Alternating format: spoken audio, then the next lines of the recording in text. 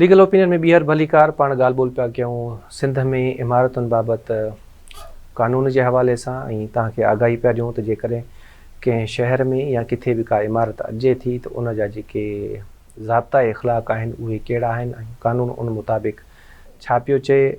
नौरीन काज़ी साहिबा असांखे स्टूडियो में जॉइन कयो आहे 15 मिंट पहिरियां जेको असां ॻाल्हायोसीं ब्रेक खां पहिरियां उन में काफ़ी हद ताईं इहे शयूं क्लियर करे चुकियूं आहिनि। हाणे सेकेंड पार्ट में नौरीन साहिबा तव्हां खां मां इहो पुछणु चाहींदुसि त हाणे असां वटि शहरी इलाइक़नि में अक्सर ईअं थींदो आहे असां जेकॾहिं किथां गुज़रूं पिया था ॾिसंदा आहियूं त भई रोड ते बजरी पई आहे सीमेंट पियो आहे का इमारत अचे थी ऐं ख़बर बि न आहे उहा इमारत आहे कहिड़ी केरु थो ठाराए सरकारी आहे प्राइवेट आहे अप्रूव्ड आहे न आहे अप्रूव्ड काई ख़बर ई न आहे। बसि ॾिसूं था हिकिड़ी इमारत आहे उन ते कमु हले पियो थो ऐं साम्हूं रोड जा जेके ॿ पासा आहिनि उन्हनि मां हिकिड़ो बंदि पियो आहे उते सीमेंट बजरी लथी पई आहे उते मटीरियल ठाहिनि था हुजनि था। कानून इन हवाले सां छा थो चए परमिशन करे थो त भई बिल्डिंग तव्हांखे पंहिंजे लाइ ठाहिणी आहे रहंदो तव्हां पाण या तव्हां खपाईंदो कमाईंदो ऐं तव्हां डिस्टर्ब वरी आम माण्हू खे कयो उते रोडनि ते तव्हां सामान रखी छॾियो। बिल्कुलु अगरि इहा बिल्डिंग जे हवाले सां ॻाल्हि कजे या सोसाइटीज़ जेके ठहनि थियूं पियूं अगरि हू पंहिंजे स्क्वायर फीट जेके हुन जा अलॉटमेंट्स आहिनि उन जी हद खां ॿाहिरि अची करे कचिरो कनि था पिया सीमेंट वग़ैरह ॿाहिरि थो ठहे त पोइ इहा कंप्लेन जेका आहे सिंध बिल्डिंग कंट्रोलर अथॉरिटी वटि ठहंदी। पर इहा कीअं ख़बर पए त बाबा हीअ जेका ठहे थी त इहो पंहिंजी हद में ई थो ठाहियो वञे या उन खां ॿाहिरि त उन में बि हुननि खे बोर्ड लॻाइणो आहे बिल्डिंग जे ॿाहिरां जंहिंमें हिननि खे इहो मेंशन करे ॾियणो आहे त बाबा हीअ फलां माण्हूअ जे नाले जी या फलां बिल्डर जी प्रॉपर्टी आहे हेतिरी स्क्वायर फीट आहे हेतिरे टाइम में ठहंदी ऐं उन ते इहो ॿुधाइणो आहे त हीअ जो नक्शो आहे मेप आहे एतिरा मरला ठाहिणो आहे एतिरे वक़्त में कंप्लीट करणी आहे इहे सॼियूं शयूं हुनखे मेंशन करणियूं आहिनि। अच्छा हाणे फ़र्ज़ु करे था वठूं त कंहिं माण्हूअ खे हाउसिंग सोसाइटीअ में या जेका स्कीम लॉन्च थिए पई थी नई अञा ठही कोन्हे वट एवर कुझु बि ऐं उनजी बुकिंग जारी आहे ऐं कंहिं माण्हू खे उते फ्लैट वठिणो आहे बेंगलो वठिणो आहे या अपार्टमेंट वठिणो आहे हू कीअं तस्दीक कराईंदो त हीअ जेका स्कीम आहे हीअ जेको प्रोजेक्ट आहे हीअ सिंध बिल्डिंग कंट्रोल अथॉरिटी खां अप्रूव आहे या वरी जेके ॿिया कंसर्न इदारा आहिनि उन्हनि जी तरफ़ खां हिन ते NOC जारी कयल आहे। छो जो असां वटि ठॻीअ जो रुझान बि माशाल्लाह तमामु घणो आहे प्रॉपर्टी वारे मामलनि में फाइलूं बि असां कूड़ियूं ठाहे था वञूं एॾा एक्सपर्ट थी विया आहियूं त आम माण्हू जेको आहे उहो वीचारो कंफ्यूज़ थिए थो या ठॻिजी थो वञे हिकिड़ी फाइल 10 माण्हुनि खे खपाए था छॾनि त हू तस्दीक कीअं कराईंदो त हीअ समूरनि इदारनि खां वेरीफाई थियल आहे या उन्हनि जी परमिशन सां ई ठहे थो। इते बि सिंध बिल्डिंग कंट्रोल अथॉरिटी आहे उतां ई फाइल पंहिंजी खणी वेंदो उतां ई हुनखे ख़बर पवंदी त हिते 2 मंज़िला बिल्डिंग ठाहिणी हुई 3 ठाहिणी हुई 4 ठाहिणी अप्रूव्ड आहे नाहे अप्रूव्ड लीज़ आहे नॉन लीज़ आहे उन मां ई हिनखे अंदाज़ो थी वेंदो या हू ई उन वक़्तु ॿुधाईंदा त हीअ गवर्नमेंट जी ज़मीन आहे लीगल आहे इलीगल आहे इहो सॼो उतां ई ख़बर पइजी वेंदी। जे अगरि बेंगलोर जी बि अगरि ॻाल्हि कजे त बेंगलोर जी बि उतां पवंदी ऐं मज़ीद अगरि इंटीरियर जे हवाले सां ॻाल्हि कजे त तव्हांखे कंसर्न एरिया जा जेके बि रेवेन्यूज़ डिपार्टमेंट आहिनि उतां बि तव्हांखे हिन शइ जी इंफॉर्मेशन मिलंदी त हीअ प्रॉपर्टी जेका आहे त अप्रूव्ड आहे नाहे ऐं केतिरी हिते मंज़िला बिल्डिंग ठाहे सघिजे पई। ठीकु आहे। अच्छा हाणे ॿियो ईअं बि थींदो आहे जीअं तव्हां ॿुधायो थो ठेकेदार जेके आहिनि उहे जान न आहिनि छॾींदा त सबलीज़ जो इन में तरीक़ेकार कहिड़ो आहे कीअं उहा ट्रांसफ़र थींदी आहे अलॉटी ते? जीअं त इन ई सवाल खे मां पहिरियों बि ॻाल्हायो हुयो वधीक फर्दर इनखे कंटिन्यू कंदमि त बिल्डिंग लिखियल आहे हुननि टाइम मुक़ररु करे ॾिनो आहे। सपोज़ अगरि हिकिड़ी बिल्डिंग ठहे थी पई उन चयो आहे त मूंखे 5 साल जे अंदरि तव्हांखे बिल्डिंग ठाहे करे ॾियणी आहे त इट मीन्स की हुनखे 5 साल जे अंदरि ई ठाहे करे ॾियणी आहे। बिल फर्ज़ अगरि हू लेट थो करे छो जो अमूमन हिते ईअं थींदो आहे 5 साल जो चवंदा आहिनि पर ॻाल्हि हली वेंदी आहे 15 साल 10 साल 12 साल त उन लाइ बि बिल्डर खे अप्रूवल खपंदो आहे सिंध बिल्डिंग कंट्रोल मां त मूं वटि जेका आहे त टाइम लेट थी वियो आहे लेट लाइ बि हुनखे सबूत जे तौर ते रिकॉर्ड मेंटेन करे ॾेखारिणो आहे त मूं वटि 50% जेको आहे त अमाउंट क्लाइंट्स जेके आहिनि त उहे घटि आहिनि ऐं जिन मां एटलीस्ट 2 माण्हू जेके आहिनि त जिन मूंखे 6 महीननि खां घटि अमाउंट टाइम वधीक टाइम वठी करे मूंखे पेमेंट कोन ॾिनी आहे इन करे हू टाइम वठंदो आहे त मूंखे मज़ीद हेतिरो टाइम ॾिनो वञे मां हेतिरे टाइम में बिल्डिंग अॻिते ठाराईंदुमि। जे अगरि हुन इहो बि कमु कोन कयो आहे, या सपोज़ अगरि तव्हां त बिल्डिंग ठाहियो था पिया ऐं मां हुन में इन्वेस्ट कयो आहे, मां वठां थी, 5 साल जो प्रोजेक्ट हुयो पर उहो 10 साल ते हलियो, इट मीन्स कि मां सफ़र कयां पई, त इन सूरत में मां रेंट क्लेम करे सघां थी पई आफ्टर 5 इयर्स। छो जो आफ्टर 5 इयर्स मूंखे त पोज़ीशन वठिणो हुयो, पर मूंखे पोज़ीशन न मिलियो, मुंहिंजी पेमेंट बि पूरी आहे, बिल्डिंग अञा ना आहे ख़बर त केतिरो टाइम लॻाईंदी, सो मां रेंट क्लेम करे सघां थी। ऐं उन ई बिल्डिंग ते जेके लोन लीज़ वग़ैरह जेके लॻाया वेंदा आहिनि, फाइल ते अक्सर हूंदो आहे, ऐं उतां जा जेके ॿुधाईंदा आहिनि उन टाइम ते त बाबा तव्हांजी ज़मीन ते जेका लोन बि सेंशन थियल आहे उहो बि तव्हां करे सघो था पिया। त उहा जेका बैंक आहे, उन बैंक उन लोन जे हिसाब सां तव्हांखे रेंट मुक़ररु थी करे ॾे, पोइ तव्हां उहो रेंट क्लेम करे सघो था पिया उन्हनि खां। सही। अच्छा, हाणे तव्हां ॿुधायो ही प्रोजेक्ट फर्ज़ करे था वठूं 5 सालनि जो आहे, त इहो एक्सटेंड थी वेंदो आहे 10 साल 12 साल 15 साल, पर उनजी भले परमिशन वठणी पवंदी आहे सिंध बिल्डिंग कंट्रोल अथॉरिटी खां। हाणे फ़र्ज़ करे था वठूं क्लाइंट जा सभु पैसा ॾिनल आहिनि, 5 सालनि में पोज़ीशन ॾियणो हुयो ऐं पैसा सॼा कंप्लीट करे छॾी, बकुल जीअं तव्हां सवेर ॿुधायो त उन रेंट क्लेम करे सघे थो। पर इहो बि पाण ॾिसंदा आहियूं त वरी जेके ठेकेदार हूंदा आहिनि या बिल्डर जेके हूंदा आहिनि जिन सां डीलिंग थियल हूंदी आहे, उहे वरी चवंदा आहिनि भई 5 सालनि जो असांजो जेको तव्हां सां प्रोजेक्ट हुयो, फ़र्ज़ करे था वठूं त उहो हुयो 20 लखनि में या 30 लखनि में, पर हाणे छाकाणि त 3 खां 4 साल या 5 साल ही असांजो प्रोजेक्ट डिले थी वियो आहे, ऐं 5 साल पहिरियां जेका तव्हां सां असां या 8 साल पहिरियां जेका तव्हां सां डीलिंग थी, उन टाइम जेका करंसी हुई उन टाइम उनजी वैल्यू घटि हुई या वधीक हुई, हाणे उनजी जेका वैल्यू आहे उहा घटि थी पए, इन जे करे 30 लखनि में जेको पंहिंजो सौदो थियो, हाणे वधीक तव्हां ॿिया बि 10 लख ॾियो 15 लख ॾियो त असां तव्हांखे हीअ शइ ॾींदासीं, ऐं इहे शयूं थियनि थियूं बिल्कुलु थियनि थियूं। त ॻाल्हि उहा ई आहे, जॾहिं तव्हां फाइल वठो था पिया, इंस्टॉलमेंट जेका तव्हांखे उहो शेड्यूल ठाहे था ॾियनि पिया, त इहो हिकु तरह जो एग्रीमेंट आहे बिल्डर ऐं ओनर जे विच में, उन ई एग्रीमेंट जे मुताबिक़ ई ठहियलु आहे। अदरवाइज़ साइड मां अक्सर हिते हूंदो अथव, मूं कुझु चंद अहिड़ियूं फाइलियूं ॾिठियूं आहिनि,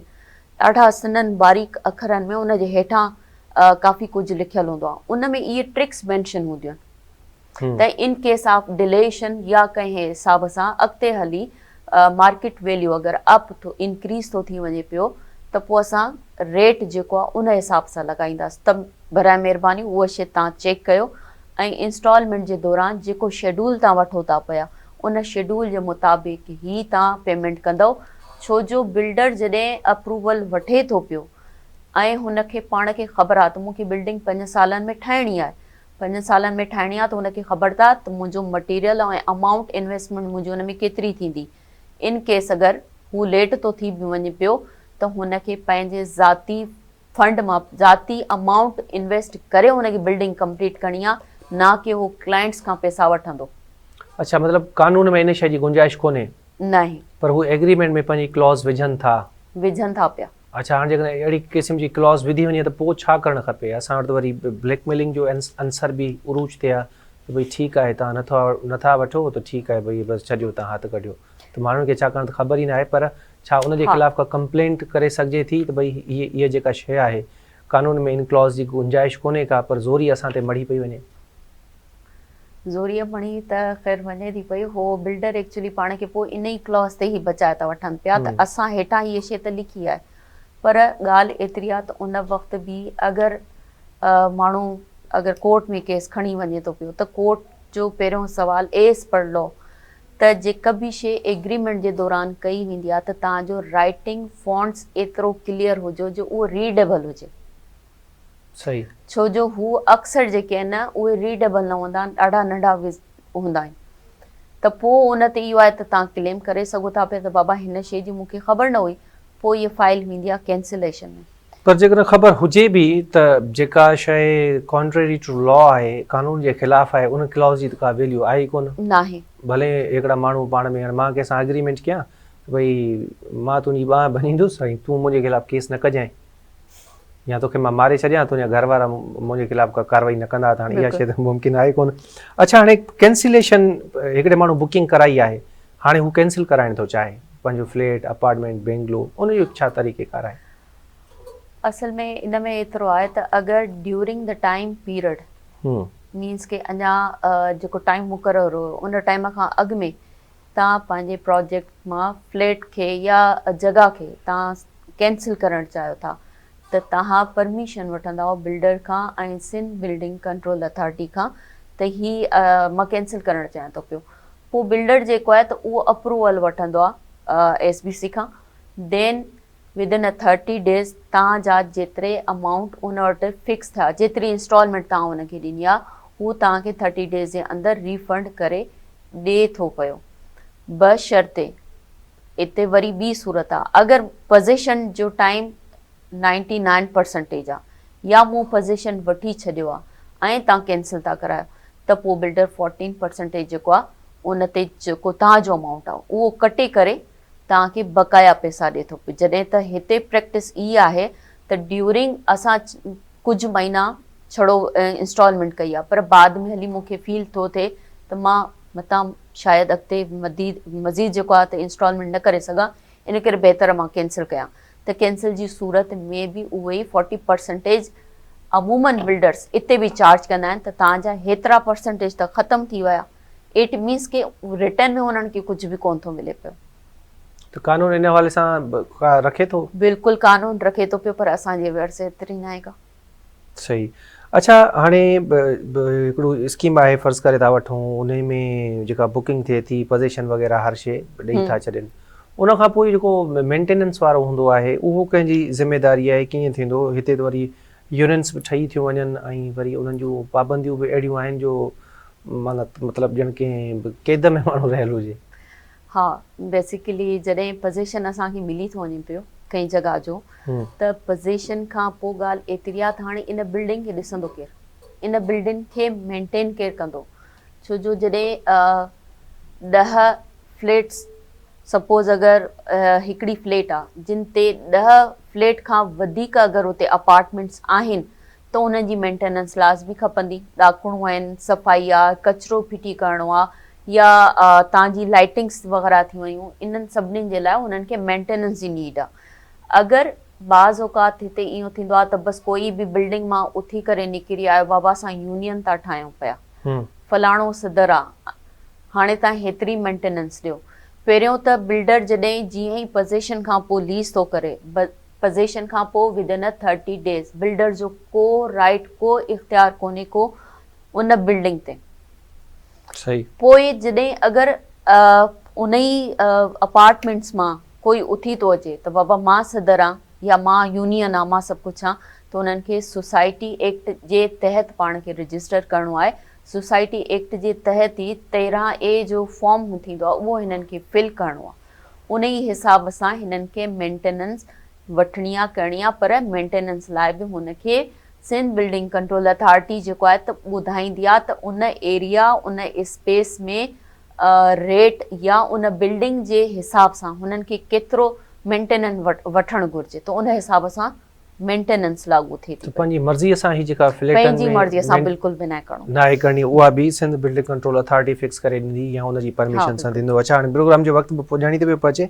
आख़िरी साल उन खां पोइ वरी इजाज़त वठंदासीं असां। जेकॾहिं कंहिं माण्हूअ खे को फ्लैट, बेंगलो, अपार्टमेंट कंहिं बि प्रोजेक्ट में वठिणो आहे त उहे सभु शयूं कहिड़ियूं आहिनि जेके चेक करणु ज़रूरी आहिनि या कहिड़ियुनि ॻाल्हियुनि जो उनखे सभ खां पहिरियां ख़्यालु रखिणो आहे? सभ खां पहिरियां त तव्हांखे इहो ई ॾिसणो आहे त मुंहिंजो ठेकेदार हिकिड़ो प्रॉपर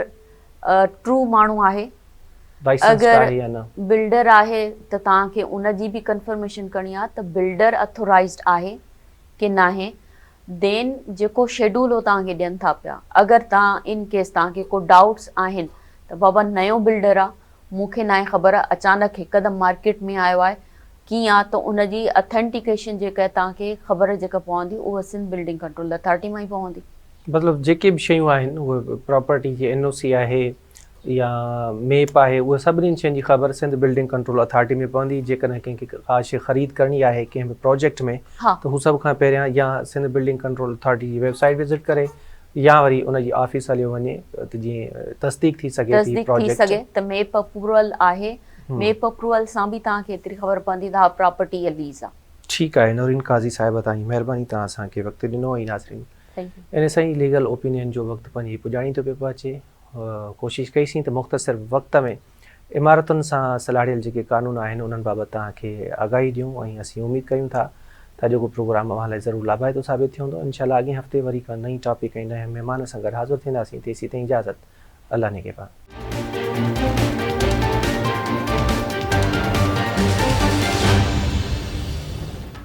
बिस्मिल्लाहिर्रहमानिर्रहीम। लीगल ओपिनियन में भलीकार, ऐं आहियां इरफान महबूब। ऐं अॼोके लीगल ओपिनियन में पाण ॻाल्हि ॿोल कंदासीं सिंध बिल्डिंग कंट्रोल अथॉरिटी जे हवाले सां ऐं इन सां रिलेटेड जेके क़ानून आहिनि। पाण ॾिसंदा आहियूं त असांजे शहरनि में ऐं असांजे ॻोठनि में जेके इमारतूं ठहंदियूं आहिनि ऐं उन्हनि सां रिलेटेड जेके क़ानून आहिनि उन्हनि जो तरीक़ेकार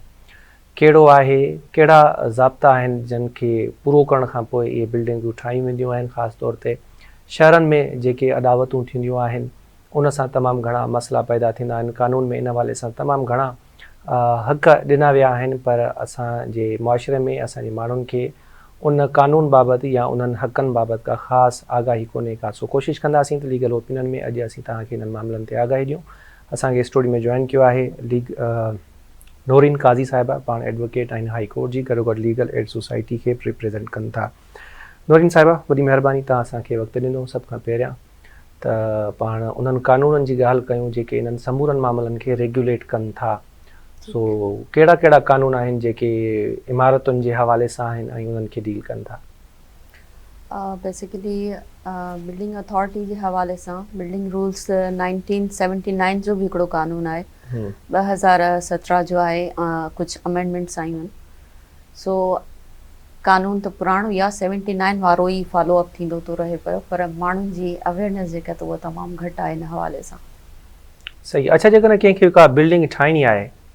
उनजो तरीक़ेकार कीअं आहे, कीअं उनजे लाइ ज़रूरी आहे त ठेकेदार हुजे, कहिड़ियूं घुर्जूं आहिनि जेके पूरियूं करणियूं पवंदियूं आहिनि? बेसिकली नीट त हर शइ जो सिस्टम पंहिंजो रूल ऐं रेगुलेशन्स हूंदा आहिनि। सो बिल्डिंग्स जे लाइ बि रूल ऐं रेगुलेशन्स आहिनि। जीअं त बिल्डिंग कराची में बिल्डिंग्स तमामु घणियूं ठहनि थियूं पियूं, ऐं हाणे त पूरे सिंध मां कराची जे खां पोइ थो अचे हैदराबाद सिटी। हैदराबाद खां पोइ वॾो शहर आहे सखर जो। हाँ, उते बि जेको आहे त बिल्डिंग्स काफ़ी ठहनि थियूं पियूं। सो बिल्डिंग ईअं बिल्कुलु बके क्लियर ई चवां त बिल्डर्स माफ़िया जेका आहे, सो बिल्डिंग्स त ठाहिनि था पर रूल्स प्रॉपर फॉलोअप नथा थियनि पिया। इवन दो असांजे कानून में एतिरो बि आहे त बिल्डिंग स्ट्रक्चर जेको ठाहियो वञे थो पियो त बिल्डिंग ॿाहिरां ख़ूबसूरत करे त ॾेखारीनि था पिया। बिल्डिंग त ॿाहिरां बिल्कुलु स्मूथ दीवार हूंदी आहे, पर अंदरि अक्सर कमरनि में जेको आहे त हितों गैप हुतों गैप हितों गैप। बेसिकली लॉ जे मुताबिक़ हुननि खे अंदरि असांखे जेतिरी स्क्वायर फिट मुक़ररु कयल आहे ओतिरी ई ॾियणी आहे। मीन्स के बिल्डिंग्स जा गैप्स जेके आहिनि उहे उन्हनि खे ॿाहिरि कढणा, न की बिल्डिंग ऐं कमरनि जे अंदरि कढणो हूंदो आहे। न, उनजो तरीक़ेकार कीअं आहे? फ़र्ज़ु करे था वठूं मुंहिंजो कराचीअ में को प्लाट आहे ऐं मां उते घरु ठाहिणु चाहियां थो। ठीकु आहे। छा मां डायरेक्टली कानून मूंखे अथोराइज़ करे थो त मां पर्सनली ओनर जंहिंजो प्लाट आहे कंहिं राज़े खे वठी अचां ऐं उनखे चवां भई हीअ तरीक़ेकार आहे, हिते 2 कमरा हेठि ठाहिणा अथई, हिकिड़ो कमिरो मथे ठाहिणो अथई, उनखां पोइ वरी तोखे टैंकी ठाहिणी आहे, हिते ॾाकिण तोखे रखणी आहे ऐं मां कमु शुरू कराए छॾियां? Is it possible? हाँ, बिल्कुलु पॉसिबल आहे। छो जो अगरि तव्हां पर्सनली पाण पंहिंजो घरु ठारायो था पिया त तव्हांजा स्क्वायर फिट मुक़ररु, ठीकु आहे, तव्हां उन स्क्वायर फिट जी हद जे अंदरि पंहिंजे घर में कुझु बि करणु चाहियो तव्हां करे सघो था पिया, पर अप्रूवल तव्हांखे सिंध बिल्डिंग कंट्रोलर अथॉरिटी खां वठो आहे त तव्हांजी एरिया में डबल स्टोरी, ट्रिपल स्टोरी। छो जो बाज़ औक़ात खोड़ अहिड़ा माण्हू पर्सनल घर ठाराईंदा आहिनि जंहिं एरियाज़ में ट्रिपल स्टोरी खां वधीक न ठाहिणो या डबल स्टोरी खां वधीक न ठाहिणो। माण्हू 6-6 स्टोरीज़ बिल्डिंग ठाराइनि था पिया, त उहो तव्हांखे सिंध बिल्डिंग कंट्रोलर अथॉरिटी मां कंफर्मेशन वठणी पवंदी त हिन एरिया जे रूल जे मुताबिक़ मूंखे जेको आहे त केतिरी स्टोरीज़ जे हद में ठाहिणो आहे। ज़रूरी न आहे त ठेकेदार ई घरु ठाहे ॾे। जेकॾहिं को ओनर आहे प्लाट जो उहो पाण बि पंहिंजी मर्ज़ीअ सां घरु ठाराए सघे थो, but subject to permission from the Sindh building control authority. अच्छा, हाणे ही पाण ॾिसंदा आहियूं ही वॾा वॾा प्रोजेक्ट हूंदा आहिनि, हाउसिंग जा प्रोजेक्ट्स हूंदा आहिनि या कमर्शियल प्रोजेक्ट्स हूंदा आहिनि, उन्हनि जो छा तरीक़ेकार आहे? चयो वेंदो आहे या जेको कॉन्ट्रैक्ट हूंदो आहे उन में भई गैस जो बि ज़िक्र आहे, उन में पाणी जो बि ज़िक्र आहे, उन में बिजली जो बि ज़िक्र आहे, या हिकिड़ो पूरो इंफ्रास्ट्रक्चर ॾिनो वेंदो आहे, पर उहे शयूं जॾहिं ठाहियूं वेंदियूं आहिनि या उन्हनि खे जॾहिं खपायो वेंदो आहे त उहे शयूं उहे पूरियूं न हूंदियूं आहिनि। त कानून छा थो चए त जेकॾहिं कंहिं ठेकेदार खे को कमर्शियल आहे प्लान आहे या को कमर्शियल प्लान्स, त उहो कीअं उनखे ठाहिणो आहे, तरीक़ेकार कहिड़ो आहे, लाइसेंस वठिणो पवंदो, कहिड़ियूं कहिड़ियूं शयूं आहिनि, खाको पेश करिणो पवंदो? कमर्शियल प्लानिंग्स मां तव्हांजी छा मुराद आहे? बिल्डिंग्स घर ठाहींदा आहिनि माण्हू, खपाईंदा आहिनि, हाउसिंग स्कीम थी वई, हाउसिंग स्कीम थी वियूं या ॻाल्हियूं या जीअं प्रोजेक्ट्स ठहनि था पिया त उन हवाले सां बि बिल्डर्स खे या को अहिड़ो माण्हू पर्सनली जेको ठाराए थो पियो त बाबा मूंखे पंहिंजी एरिया में 6 फ्लोर जेके आहिनि घर ठाराए करे अॻिते सेल आउट कराइणा आहिनि, को कॉन्ट्रेक्टर आहे, प्राइवेट कॉन्ट्रेक्टर बि आहे, त उनखे बि पहिरियों त परमिशन खपंदी सिंध बिल्डिंग कंट्रोलर अथॉरिटी खां, उन ई अप्रूवल ऐं रूल्स जे मुताबिक़ उनखे करिणो आहे। जे अगरि कंसीडर कजे बिल्डर खे ऐं कॉन्ट्रेक्टर खे जेको कॉन्ट्रेक्ट खणे थो पियो त मां हीअ सोसाइटी पूरी ठाहींदुसि ऐं अॻिते सेल आउट कंदुसि, या अगरि बिल्डर्स जीअं फ्लैट सिस्टम ठाहिनि था पिया, छो जो फ्लैट सिस्टम हिते कराची में अमूमन बेशतर तमामु घणो आहे ऐं मां उन ते ई वधीक अवेयरनेस ॾियणु चाहींदमि माण्हुनि खे एतिरी न आहे ख़बर, जॾहिं असां इंस्टॉलमेंट्स ते बिल्डिंग्स कयूं था पिया, पोइ हाणे उन में ठेकेदार हुजनि या बिल्डर्स हुजनि, अवल त जॾहिं तव्हां फाइल हुननि खां वठो था पिया इंस्टॉलेशंस अमाउंट वारी, उन्हनि में हुननि खे तव्हांखे यूटिलिटीज़ सहूलियत ॾियणी आहे, गैस बिजली थियो, पाणी जो थियो, इवन दो हुनजी सप्लाई सर्विसिस जे अकॉर्डिंग जेको आहे त 15% जे हिसाब सां तव्हांखे चार्ज कंदा आहिनि। जॾहिं त मूंखे न आहे ख़बर त हर बिल्डर जी पंहिंजी क्राइटेरिया त को केतिरे हिसाब सां अमाउंट थो वठे पियो त यूटिलिटी चार्जिस ॾियो, या कोई केतिरा थो वठे पियो त केतिरा यूटिलिटी चार्जिस ॾियो, त बहरहाल इहो आहे त लॉ जे मुताबिक़ उन्हनि खे 15% ॾियणो आहे। उन खां अलावा पोज़ीशन जे हवाले सां बि हूंदो आहे, सब लीज़ जे हवाले सां बि आहे, त सॼा रूल्स अगरि कंहिंखे ख़बर नाहे त बराए महिरबानी उहो सिंध बिल्डिंग कंट्रोलर अथॉरिटी खां सॼो रूल पॉलिसी बि वठी सघनि था पिया। जे अगरि माण्हुनि खे दिक़त थिए थी त असां कानूनी तौर ते इन सॼे खे किथां ॻोल्हे सघूं, छो जो कानून में का हिक ॿिए शइ न आहे, तक़रीबन 3-4 सेक्शंस आहिनि जेके डिवाइडेड थियल आहिनि प्रॉपर्टीज़ जे हवाले सां जी, जंहिंमें अगरि उन खां अलावा अगरि पोज़ीशन जी ॻाल्हि कजे त बाज़ औक़ात पोज़ीशन जेको आहे त बिल्डर जॾहिं पोज़ीशन ॾिए थो पियो त पोज़ीशन खां पोइ बिल्डर जो उन बिल्डिंग ते कंहिं बि हिसाब सां को राइट ई न आहे। जॾहिं त बिल्डिंग कराची हुजे या को ॿी जॻह, बिल्डर्स अमूमन इहो कंदा आहिनि, बिल्डिंग जो पोज़ीशन त तव्हां ॾेई छॾियो ओनर खे, पर उन खां पोइ बि हू बिल्डिंग जी जान कोन छॾींदा आहिनि, सब लीज़ जे आड़ में हू उते ई वेठा रहंदा, छो जो सब लीज़ जेसि ताईं तव्हां ॾींदो न तेसि ताईं हू मेंटेनेंस जे नाले ते तव्हां खां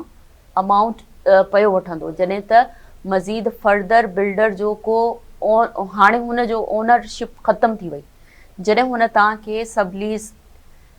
बाद में ॾींदो, पहिरियों जॾहिं हुन तव्हांखे पोज़ीशन ॾिनो तॾहिं तव्हांजा ड्यूस क्लियर हुजणु घुरिजनि, तव्हांजा यूटिलिटीज़ क्लियर हुजनि, ऐं ऑन द स्पॉट हुनखे तव्हां खां डॉक्यूमेंट्स चार्जिस तव्हां खां वठंदो। उन खां पोइ डॉक्यूमेंट चार्जिस खां पोइ बिल्डर लाइबल आहे त उहो तव्हांखे तुर्त जेतिरो थी सघे विदिन 30 डेज़ तव्हांखे डॉक्यूमेंट सब लीज़ प्रोवाइड करे ॾे, इन केस अगरि सब लीज़ उन टाइम ते बंदि न हुजे त। ठीकु, मतिलबु ठेकेदार जो कमु आहे रुगो इमारत ठाहे ॾियणु, ऐं उन खां पोइ जेके उन ते लीगल ऑब्लिगेशन्स आहिनि या जेके कमु रखियल आहिनि सब लीज़ वग़ैरह उहे फाइनलाइज़ करे ॾियणु, बाक़ी उनजो इमारत सां कंहिं बि क़िस्म जो ताल्लुक़ कोन्हे को। अच्छा, जेकॾहिं इमारत जो बि ताल्लुक़ आहे, छो जो उहो ई चयमि न, अगरि सोसाइटी आहे या अगरि बिल्डिंग कंस्ट्रक्शंस आहे, फ्लैट सिस्टम आहे,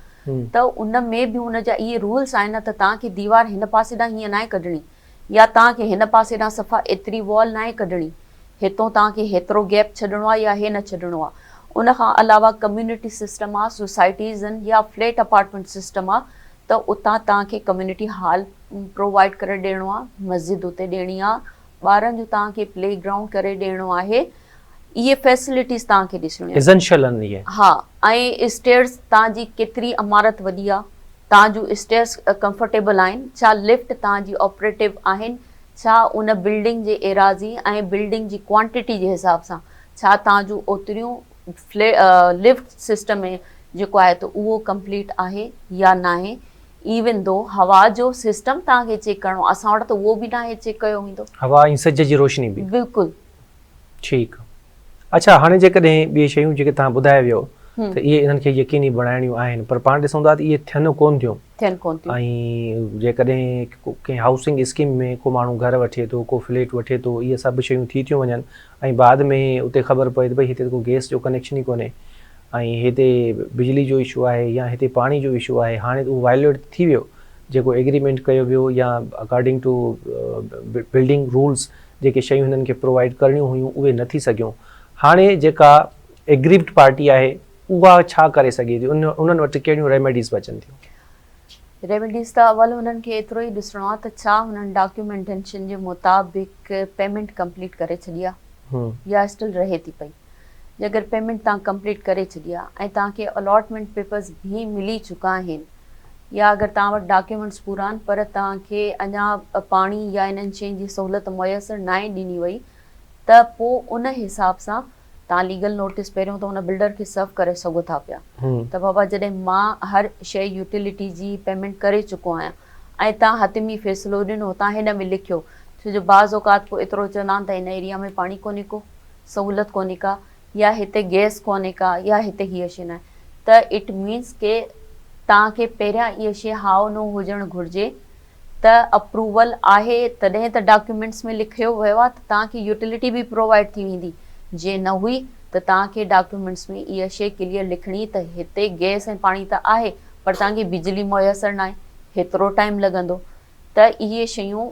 पॉलिसीज़ ऐं उन फाइल डॉक्यूमेंट्स जे हिसाब सां कयूं वञूं। तव्हां लीगल नोटिस सर्व करवायो, सिंध बिल्डिंग कंट्रोलर अथॉरिटी खे कंप्लेंट फाइल करे सघो था पिया, देन डैमेजिस तव्हां क्लेम कयो पंहिंजा। ठीकु आहे। अच्छा, हाणे जॾहिं इनिशियल स्टेज ते को ठेकेदार हाउसिंग स्कीम शुरू करे थो या कोई बि प्रोजेक्ट शुरू करे थो, उनजी अप्रूवल वठे थो ऐं उन खां पोइ उनखे कंप्लीट करे थो ऐं सेल आउट वट एवर जेको बि हुनखे करिणो आहे हू करे थो, इन सॼे प्रोसेस जे विच में सिंध बिल्डिंग कंट्रोल अथॉरिटी मां आया को माण्हू अचे थो इंस्पेक्शन जे लाइ त भई जेको मेप आहे या जेका अप्रूवल आहे उन में लिखियलु आहे त हिन खे 4 मंज़िला ठाहिणी आहे पर हिन वरी 5 करे छॾियूं आहिनि या 6 करे छॾियूं आहिनि, उन में इहो बि अप्रूवल वठणी हूंदी आहे त हीअ जेका बिल्डिंग ठहे थी उन में कहिड़ो मटीरियल केतिरी मिक़दार में इस्तेमालु करिणो आहे, कमरा कीअं ठाहिणा आहिनि, भितूं कीअं हूंदियूं, ओवरऑल जेको हिकिड़ो स्ट्रक्चर जो फ्रेमवर्क ॾिजे थो ऐं उन ते अमल नथो थिए त इन विच में का इंस्पेक्शन थिए थी या